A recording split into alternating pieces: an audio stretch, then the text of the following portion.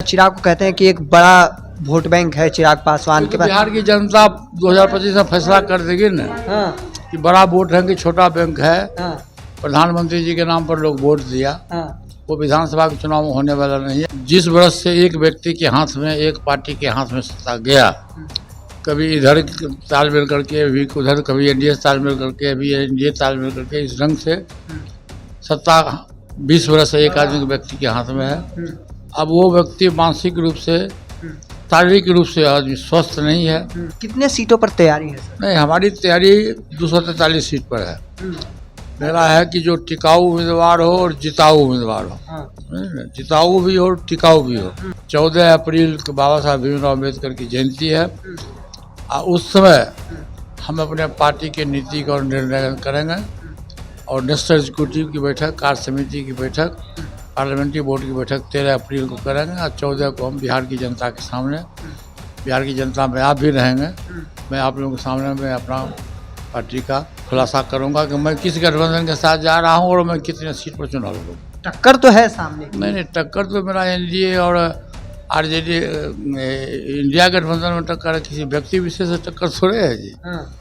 हम नमस्कार, the India top देख रहे हैं, मैं हूं अखंड ज्योति। देखिए, पशुपति कुमार पारस, पूर्व केंद्रीय मंत्री, इस वक्त हमारे साथ हैं। लगातार अलग अलग क्षेत्रों का दौरा कर रहे हैं, अलग अलग जिलों में कार्यकर्ता सम्मेलन किया जा रहा है। 2025 चुनावी साल है, बड़ी रणनीति, तगड़ी रणनीति लगातार जनता के साथ बना रहे। किस तरीके से देख रहे हैं कि आगामी चुनाव है? ये वर्ष 2025 के अक्टूबर नवंबर में चुनाव होने वाला है और बिहार की जनता के लिए ये सबसे बड़ा पर्व है।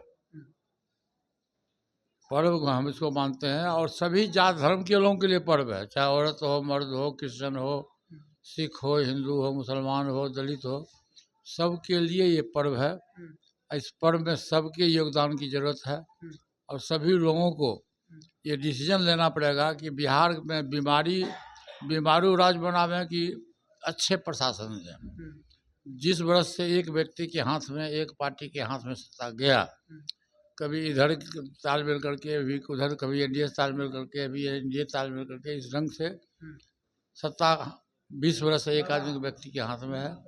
अब वो व्यक्ति मानसिक रूप से और शारीरिक रूप से आदमी स्वस्थ नहीं है। इसलिए बिहार की जनता और मिथिला की इस धरती पर मैं आया हूँ और मिथिला की धरती पर मैं यहाँ के लोगों को बहुत बहुत तहे दिल से मैं बधाई देता हूँ कि यहाँ के लोगों ने जो हमारी पार्टी का, जो हम लोगों का जो स्वागत किया, सम्मान किया, ये मैं भूलने वाली बात नहीं है। हमारा जो यहाँ दल है, राष्ट्रीय लोक जनशक्ति पार्टी का जो हमारा जिलाध्यक्ष है, दलित सेना का जो मेरा जिलाध्यक्ष है, और स्थानीय जो हमारे उम्मीदवार हैं श्री सज्जन सिंह जी, ये बहुत ही नाम भी सज्जन है और व्यक्ति भी सज्जन व्यक्ति हैं और बहुत अच्छा संगठन है हमारा बिहार में। और हम पूरे बिहार में, ये 14वां जिला है मेरा और 31 मार्च तक हम 38 जिला का भ्रमण करेंगे। और हम अकेले नहीं करते हैं, हमारे साथ में प्रदेश अध्यक्ष रहा करते हैं, पार्टी के प्रधान महासचिव हैं और जितने भी पार्टी के वरिष्ठ पदाधिकारी हैं, सभी लोगों की भागीदारी होती है और सभी लोग, हम लोग जिला में जाकर सम्मेलन करते हैं। अभी इसके बाद देखिए, अभी जो 10 तारीख को है, आरा में है। कितने सीटों पर तैयारी है सर? नहीं, हमारी तैयारी 243 सीट पर है। 243 सीट पर हम अपने पार्टी के संगठन को मजबूत करेंगे। ठीक है, हम वहाँ सदस्यता अभियान चला रहे हैं, हमारी पार्टी, और वहाँ हम चिन्हित भी कर रहे हैं कि उसमें से कौन हमारा जिताऊ उम्मीदवार है। कई जगह पर आपने उम्मीदवार घोषित? नहीं, मैंने उम्मीदवार कहीं घोषित नहीं किया है। मेरा है कि जो टिकाऊ उम्मीदवार हो और जिताऊ उम्मीदवार हो, जिताऊ भी हो और टिकाऊ भी हो, उस जगह को हम चिन्हित कर रहे हैं। और जब समय आएगा, 14 अप्रैल को बाबा साहब भीमराव अम्बेडकर की जयंती है, उस पर बिहार में बापू सभागार में लाखों की संख्या में लोग उपस्थित होंगे और उस समय हम अपने पार्टी के नीति का निर्णय करेंगे और नेशनल एग्जीक्यूटिव की बैठक, कार्य समिति की बैठक, पार्लियामेंट्री बोर्ड की बैठक 13 अप्रैल को करेंगे और 14 को हम बिहार की जनता के सामने, बिहार की जनता में आप भी रहेंगे, मैं आप लोगों के सामने मैं अपना पार्टी का खुलासा करूंगा कि मैं किस गठबंधन के साथ जा रहा हूं और मैं कितने सीट पर चुनाव लड़ूंगा। एक बड़ा सवाल यह है कि सर, चिराग पासवान की पार्टी के खिलाफ बड़ी रणनीति कर सकते हैं, आरएलजेपी अपना रही है क्या?